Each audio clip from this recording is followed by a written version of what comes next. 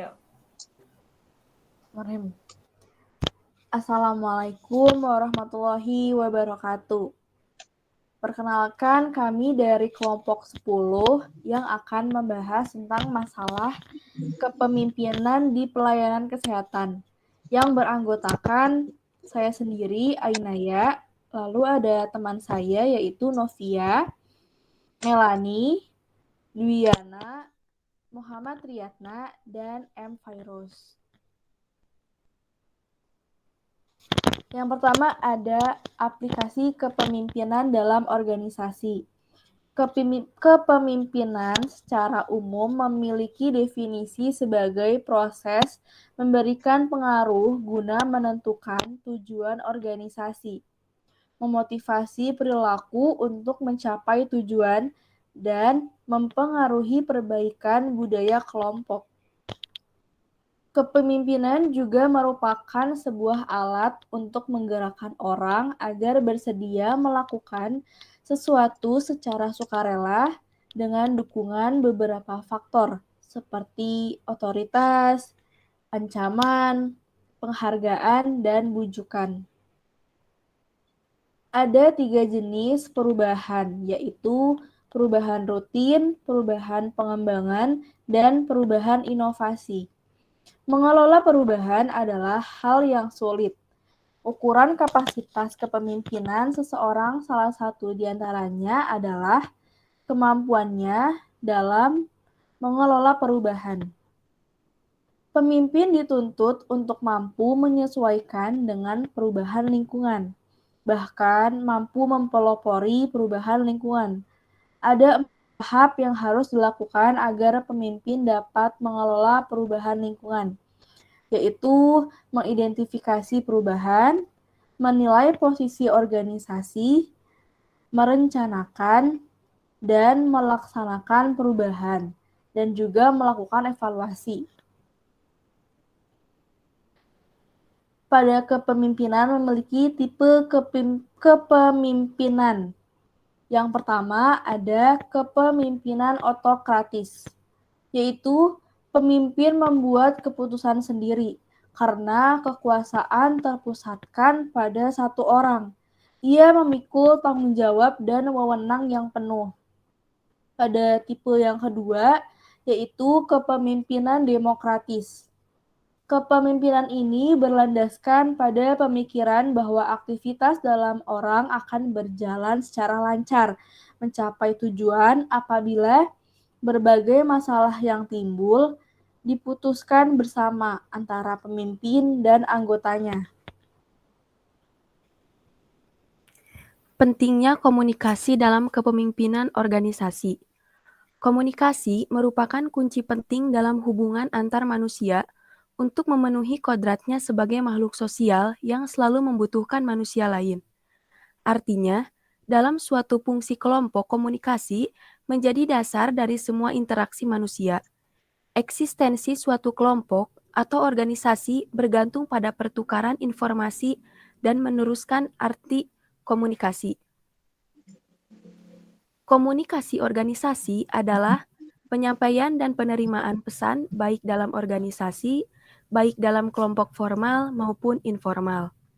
Jika ditinjau dari arti kata komunikasi dan organisasi, maka komunikasi organisasional adalah komunikasi yang terjadi antar individu, baik di dalam organisasi itu sendiri maupun dengan halayak umum, untuk mencapai tujuan yang sama.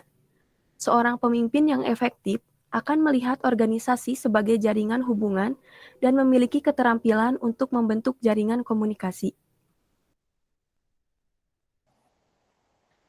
Dua unsur penting dalam kepemimpinan organisasi adalah pemimpin dan yang dipimpin. Oleh karena itu, di antara keduanya harus terjalin komunikasi dua arah yang baik.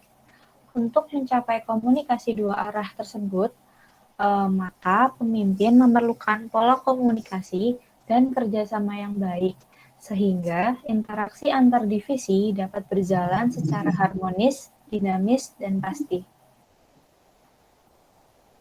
Sumber penyebab konflik.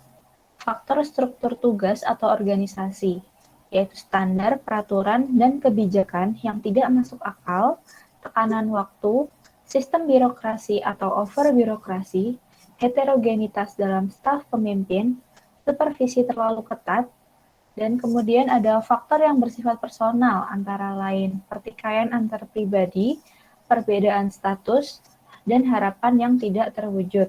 Dan yang terakhir ada faktor lingkungan, yaitu dapat dipengaruhi politik, ekonomi, dan sosial budaya. Ya, berikut adalah peran yang akan dimainkan oleh teman saya untuk memperagakan tentang adanya misinformasi antara Kadinkes Kabupaten Bekasi dengan Kemenkes terkait masuknya varian Omikron di Indonesia.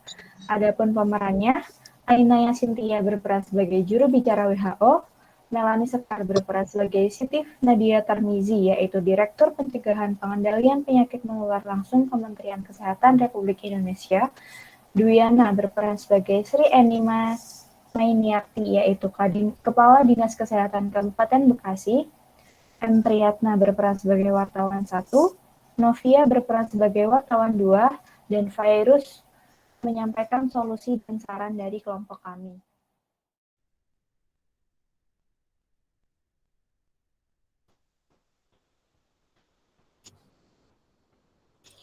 Kami, Organisasi Kesehatan Dunia atau World Health Organization, menghimbau kepada seluruh negara di dunia bahwa sudah ada kabar terbaru dari varian coronavirus, yaitu varian Omicron.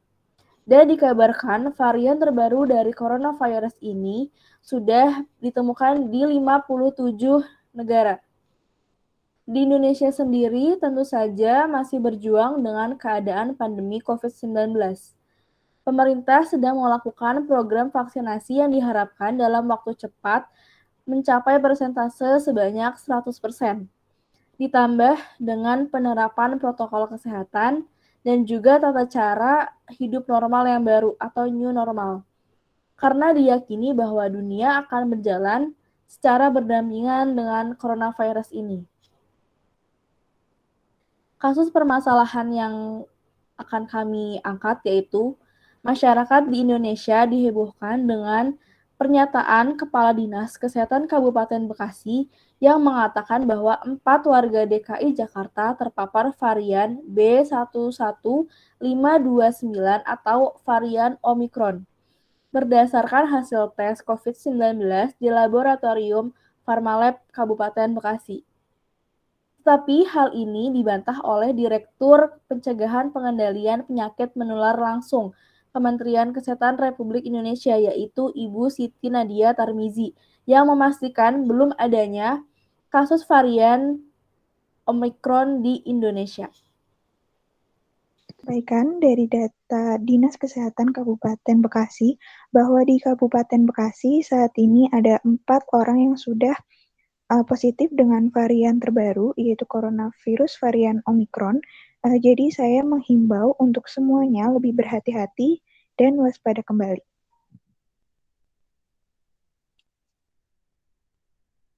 Oke, saat ini saya sedang berada di tempat dari Ibu Siti Nadia Tarmizi ya, selaku Direktur Pencegahan dan Pengendalian Penyakit Menular secara langsung dari Kementerian Kesehatan Republik Indonesia.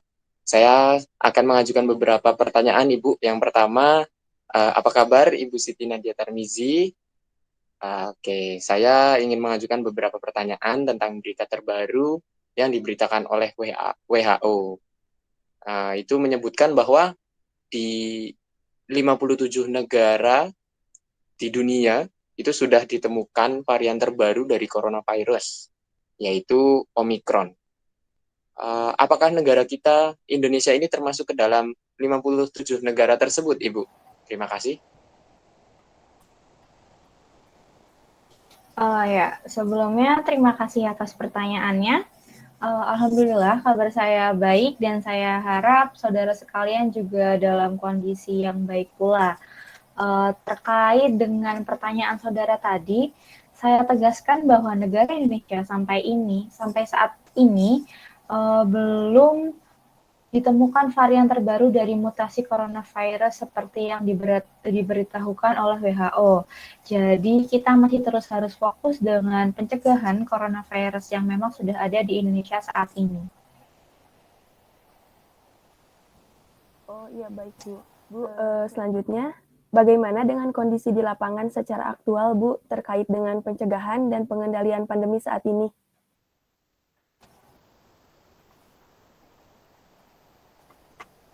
Ya baik, sampai dengan saat ini di lapangan atau di wilayah Indonesia juga belum ada laporan pasti atau temuan dari varian terbaru coronavirus varian Omicron ini.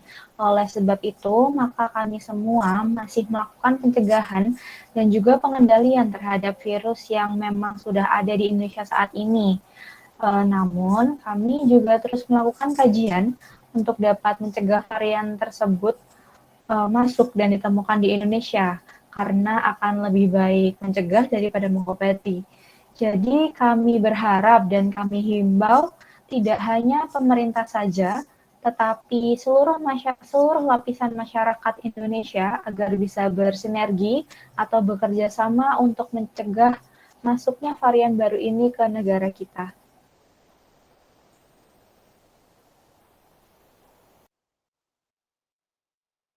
Oke, selanjutnya saya akan bertanya kepada Ibu Sri Eni Mainiarti selaku Kepala Dinas Kesehatan Kabupaten Bekasi terkait dengan berita yang sudah disampaikan oleh Ibu beberapa hari yang lalu dan setelah mendengarkan penjelasan dari Ibu Siti Nadia Tarmizi selaku Direktur Pencegahan dan Pengendalian Penyakit Menular secara langsung dari Kementerian Kesehatan Republik Indonesia. Apakah berita yang Ibu sampaikan beberapa hari yang lalu tentang adanya temuan varian terbaru dari coronavirus atau Omicron ini sudah ditemukan di Kabupaten Bekasi? Apakah berita ini benar, Ibu, yang disampaikan oleh Ibu? Terima kasih. Ya, terima kasih banyak untuk pertanyaannya. Di sini saya ingin klarifikasi sekaligus meminta maaf atas kekeliruan yang saya dan tim perbuat. Kasus yang saya sampaikan kemarin ternyata salah. Pasien yang dikabarkan positif bukan positif varian Omicron dan juga bukan warga Kabupaten Bekasi, melainkan warga DKI Jakarta. Sekali lagi saya meminta maaf atas perbuatan yang sudah saya lakukan. Terima kasih. Kesimpulannya, jadi, dilihat dari permasalahan yang tadi sudah direka adegan oleh kelompok kami, sebaiknya, sebagai seorang pemimpin dalam sebuah organisasi kesehatan, harus memiliki jiwa integrasi yang tinggi, harus bisa memvalidasi atau mencari tahu, harus kebenaran dari semua berita, dan pemimpin juga harus mempunyai koordinasi juga yang baik terhadap seluruh stakeholder yang ada supaya semua informasi yang keluar kepada publik harus lewat dari satu pintu, yaitu Kementerian Kesehatan. Terima kasih.